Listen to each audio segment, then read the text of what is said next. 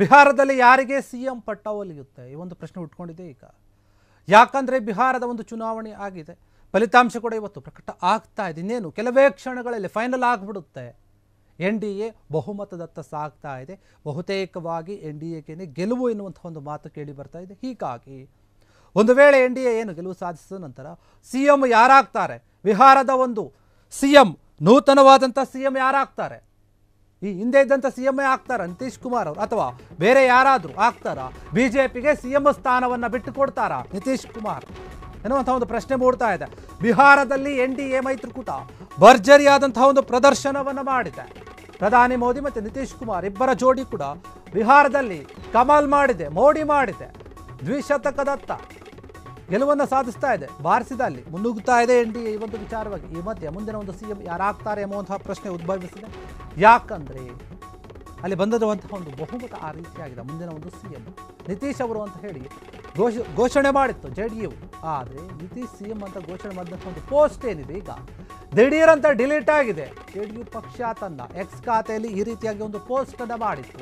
ಅವರೇ ಮುಂದಿನ ಒಂದು CM ಅಂತ, ನಾ ಭೂತ ನಾ ಭವಿಷ್ಯ ಎನ್ನುವಂಥ ಒಂದು ಪೋಸ್ಟ್ ಆಗ್ತಂದರೆ ಇಂದು ನಾಳೆ ನಾಡಿದ್ದು ಯಾವಾಗಲೂ ಕೂಡ ಮುಂದೆನೇ ನಿತೀಶ್ ಅವರೇ CM ಆಗಿರ್ತಾರೆ ಅಂತ ಹೇಳಿ ಪೋಸ್ಟರನ್ನು ಹಾಕಿತ್ತ. ಆ ಒಂದು ಪೋಸ್ಟರ್ ಈಗ ಡಿಲೀಟ್ ಆಗಿದೆ. ಪೋಸ್ಟರನ್ನು ಡಿಲೀಟ್ ಮಾಡಿದಂಥದ್ದು ಆಗ್ತಂಥದ್ದು ಕೆಲವೇ ಕ್ಷಣಗಳಲ್ಲಿ ಈ ಒಂದು ಪೋಸ್ಟರ್ ಡಿಲೀಟ್ ಮಾಡಿದ್ದಾರೆ. ಹೀಗಾಗಿ ಸಾಕಷ್ಟು ಚರ್ಚೆಗೆ ಕಾರಣವಾಗ್ತದೆ. ಇಂದು ಸಂಜೆ ಬಿಹಾರದ ಒಂದು ಮುಂದಿನ CM ಯಾರು ಅಂತ ಹೇಳಿ ಘೋಷಣೆ ಮಾಡುವ ಸಾಧ್ಯತೆ ಇದೆ. ಹೀಗಾಗಿ ಇಡೀ ದೇಶದ ಚಿತ್ತ ಏನಿದೆ ಬಿಹಾರ CM ಕುರ್ಚಿ ಅದು ಯೋಚನೆ ಮಾಡ್ತಾ ಇದ್ದಾರೆ, ಯಾರಾಗ್ತಾರೆ ಬಿಹಾರದ CM ಅಂತ. ನಿತೀಶ್ ಕುಮಾರ್ ಅವರೇ ಆಗ್ತಾರೆ. ಈ ಹಿಂದೆ ಕೂಡ ಅವರೇ ಅನೇಕ ಬಾರಿ CM ಆಗಿ ಒಂದು ಒಳ್ಳೆಯ ರೀತಿಯ ಕೆಲಸವನ್ನು ಮಾಡಿದ್ದಾರೆ ಬಿಹಾರದಲ್ಲಿ. ಹೀಗಾಗಿ ಅವರಿಗೆ ಅಲ್ಲಿ ಬಹುಮತ ಸಿಗ್ತಾ ಇದೆ. NDAಗೆ ಒಂದು ದೊಡ್ಡ ಮಟ್ಟದ ಒಂದು ಜನಬೆಂಬಲ ಸಿಕ್ಕಿದೆ. ಅಲ್ಲಿ ದ್ವಿಶತಕ ಬಾರಿಸಿದ್ದಾರೆ ಅವರು. ಆ ರೀತಿಯಾಗಿ ಮುನ್ನುಗ್ತಾ ಇದೆ. ಹೀಗಾಗಿ ಎಲ್ಲೊಂದು ಕಡೆ ಈಗ ಮುಂದಿನ CM ಯಾರು ಎನ್ನುವಂಥ ಒಂದು ಪ್ರಶ್ನೆ ಮೂಡ್ತಾ ಇದೆ. ಇನ್ನೇನು ಗೆಲುವು ಸಾಧಿಸಬೇಕು ಅಂತ ಕಾಯ್ತಾ ಇದ್ರು. ಈಗ ಆ ಗೆಲುವು ಒಂದು ಕಡೆ ಖಚಿತವಾಗಿಬಿಟ್ಟಿದೆ. ಹೀಗಾಗಿ ಮುಂದಿನ CM ಯಾರು, ನಿತೀಶ್ ಕುಮಾರ್ ಅವರು ಏನಾದರೂ BJPಗೆ CM ಸ್ಥಾನವನ್ನು ಬಿಟ್ಟು ಕೊಡುತ್ತಾರಾ ಅಥವಾ ಅವರೇ CM ಆಗಿ BJPಗೆ ಒಂದು DCM ಸ್ಥಾನವನ್ನು ಏನಾದರೂ ಮಾಡಿಕೊಡ್ತಾರಾ ಗೊತ್ತಿಲ್ಲ. ಹೀಗಾಗಿ ಒಂದು ವೇಳೆ BJP ಏನಾದರೂ ಹೇಳಿದರೆ, ಮನವೊಲಿಸಿದರೆ CM ಸ್ಥಾನವನ್ನು ಬಿಟ್ಟುಕೊಡಬಹುದೇನೋ ಎನ್ನುವಂಥ ಪ್ರಶ್ನೆ ಕೂಡ ಇದೆ. ಹೀಗಾಗಿ ಎಲ್ಲೋ ಒಂದು ಕಡೆ ಮುಂದಿನ CM ಯಾರು ಎನ್ನುವಂಥ ಒಂದು ಪ್ರಶ್ನೆ ಉಟ್ಕೊಂಡಿದೆ. ಈಗಾಗಲೇ ಎಲ್ಲ ಕಡೆ ಬಿಹಾರದಲ್ಲಿ ಸಂಭ್ರಮವನ್ನು ಆಚರಿಸ್ತಾ ಇದ್ದಾರೆ. ಎಲ್ಲರೂ ಕೂಡ ನಾವೇನು ಗೆದ್ದುಬಿಟ್ವಿ ಅಂತ ಸಿಹಿಯನ್ನು ಹಂಚಿ ಪಟಾಕಿಗಳನ್ನು ಹೊಡೆದು ಡ್ಯಾನ್ಸ್ಗಳನ್ನು ಮಾಡಿಕೊಂಡು ನಮ್ಮದೇ ಗೆಲುವು ಅನ್ನುವಂಥ ರೀತಿಯಲ್ಲಿ ಸಂಭ್ರಮಾಚರಣೆಗಳನ್ನು ಮಾಡ್ತಾ ಇದ್ದಾರೆ. ಬಿಹಾರದೆಲ್ಲೆಡೆ ಕೂಡ ಮುಂದಿನ CM ನಿತೀಶ್ ಕುಮಾರ್ ಅವರೇ ಅಂತ ಹೇಳಿ ಒಂದು ಪೋಸ್ಟನ್ನು ಹಾಕಲಾಗಿತ್ತು ಅವರ ಒಂದು ಸೋಷಿಯಲ್ ಮೀಡಿಯಾದಲ್ಲಿ.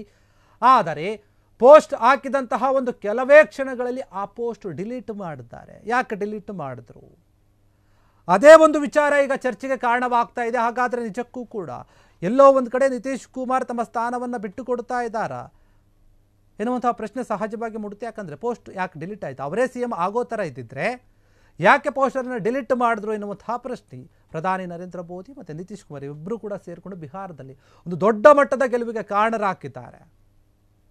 ಅದೇ ದ್ವಿಶತಕ ಅಂದರೆ 200ರ ಒಂದು ಗಡಿಯನ್ನು ದಾಟಿದೆ. ಆ ನಿಟ್ಟಿನಲ್ಲಿ ಮುನ್ನುಗ್ಗುತ್ತಾ ಇದೆ NDA. ಹೀಗಾಗಿ NDAಗೆ ಸಿಕ್ಕಂತಹ ಒಂದು ಗೆಲುವೇನಿದೆ ನಿಜಕ್ಕೂ ಕೂಡ ಅದರಲ್ಲಿ ನಿತೀಶ್ ಕುಮಾರ್ ಅವರ ಪಾತ್ರ ಕೂಡ ಬಹಳ ದೊಡ್ಡದಾಗಿದೆ.